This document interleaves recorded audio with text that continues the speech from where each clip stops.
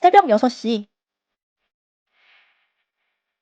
식탁에 앉아 따뜻한 보리차를 한 모금 마시며 휴대폰 뉴스를 켰습니다. 윤석열 전 대통령 1심 무기징역 선고. 순간 손이 멈췄습니다. 내 나이 50대 중반?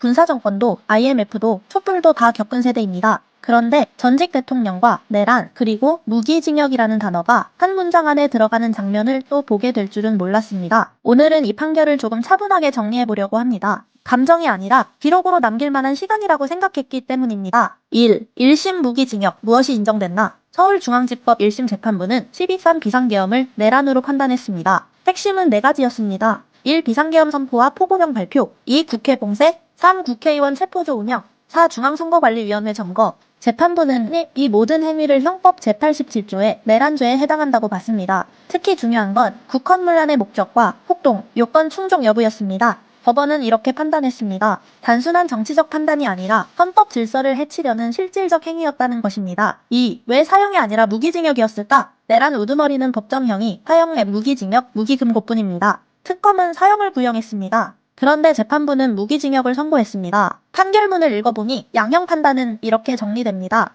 가중사유, 감형사유. 이 대목에서 저는 잠시 생각이 멈췄습니다. 실패했으니 사형은 아니다. 이 문장이 묘하게 마음에 걸렸습니다. 3. 50대 엄마가 느낀 감정. 솔직히 말하면 저는 정치 전문가가 아닙니다. 동네 학원 보내고 부모님 병원 모시고 다니는 평범한 주부입니다. 하지만 한 가지는 분명히 느꼈습니다.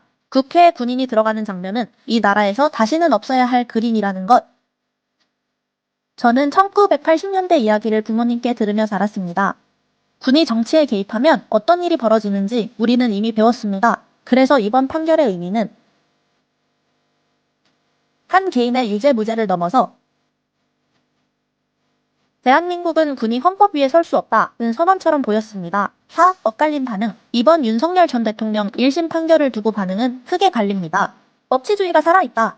역사적 단죄다. 반면에 사형이 맞았다. 감형 사유가 부적절하다. 특히 실패했기 때문에 감형이라는 논리에 대한 비판이 큽니다. 시민 저항 덕분에 실패한 것 아니냐는 목소리도 나옵니다. 한편 윤 전 대통령은 항소 의사를 밝혔습니다. 위기 상황에서 내린 대통령의 결단이었다는 기존 입장을 유지하고 있습니다. 정치는 아직 끝나지 않았습니다. 앞으로의 재판 전망? 이 사건은 항소심과 대법원 판단이 남아 있습니다. 특검법에 따라 2심은 3개월 내, 3심도 3개월 내 선고해야 합니다. 예상 일정은 결국 최종 판단은 올해 안에 나올 가능성이 큽니다. 6. 우리가 남길 질문? 저는 오늘 블로그에 이 글을 남기면서 이런 생각을 했습니다.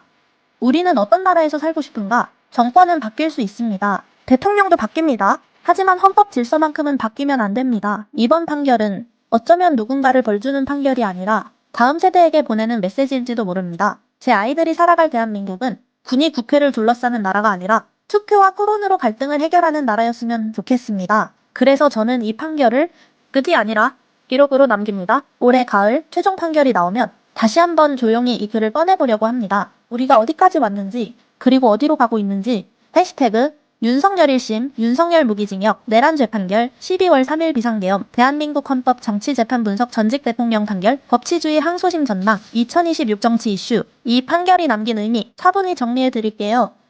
더 깊이 알고 싶은 내용이 있으시면 댓글 또는 카카오톡 상담 등으로 남겨주세요.